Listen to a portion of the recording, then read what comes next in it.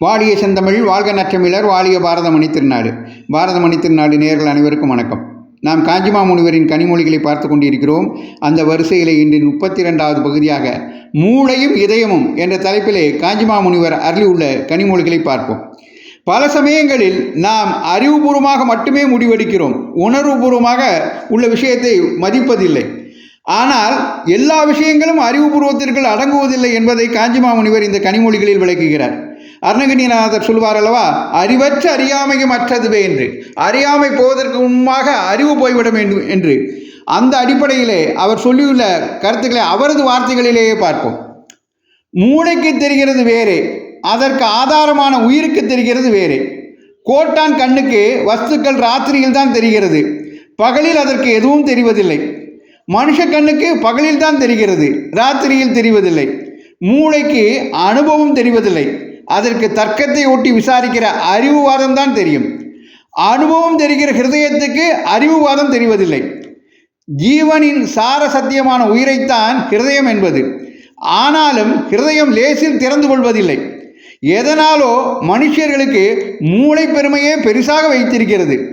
அதனால் எதுவுமே முதலில் புத்தியில் மூளையில் உரைத்தாக வேண்டியிருக்கிறது. ஹிருதயமே அனுபவிக்க வேண்டிய ஆத்மீக விஷயங்களை கூட மூளை சரியாக இருக்குமா இருக்காதா என்று எடை போட்டு பார்க்க ஆரம்பிக்கிறது. சரியாக இருப்பதாக அது முடிவு பண்ணினால் அதற்கப்புறமே இப்படி நாம் அறிவினால் முடிவு பண்ணினது போதாது, இதனால் இந்த விஷயத்தின் லட்சியமான பிரயோஜனம் நமக்கு கிடைத்துவிடவில்லை. உதாரணமாக, ஆத்மா சச்சிதானந்த சுரூபமாகத்தான் இருக்க வேண்டும் என்று இத்தனை வேதாந்த புஸ்தகங்களை படித்து குரு உபதேசங்களை கேட்டு புத்தியினால் தெரிந்து கொண்ட போதிலும் நமக்கு சத்தும் தெரியலை, சித்தும் தெரியலை, ஆனந்தமும் தெரியலை. அசடு மாதிரி துக்கப்பட்டு கொண்டேதான் கிடைக்கிறோம். ஆனால் புத்திக்குள் போனதோடு நிறுத்தி கொள்ளாமல் அதை ஹிருதயத்துக்குள் இறக்கிக் கொள்ள வேண்டும் என்று நினைக்கிறோம். மூளை தான் பண்ண வேண்டியதையெல்லாம் பண்ணியும் சாரமான பிரயோஜனத்தை அடைய முடியாமல் களைத்து விழுந்த அப்புறம்தான் ஹிருதயத்தை திறந்து கொள்ள வேண்டும் என்ற எண்ணம் பிறக்கிறது. இது மனுஷ ஜீவனுக்கு தன்னுடைய மூளை விசேஷத்தினால் உண்டான விபரீதமான பலன். அவ்வளவாக புத்தி போதாமல் இருக்கிற எளிய ஜீவன்களை விட புத்திமான்களுக்கு தான் இந்த கஷ்டம் ஜாஸ்தியாக ஏற்படுகிறது.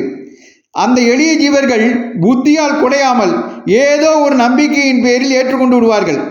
புத்திசாலிகளான நாம் தான் திண்டாடுகிறோம்.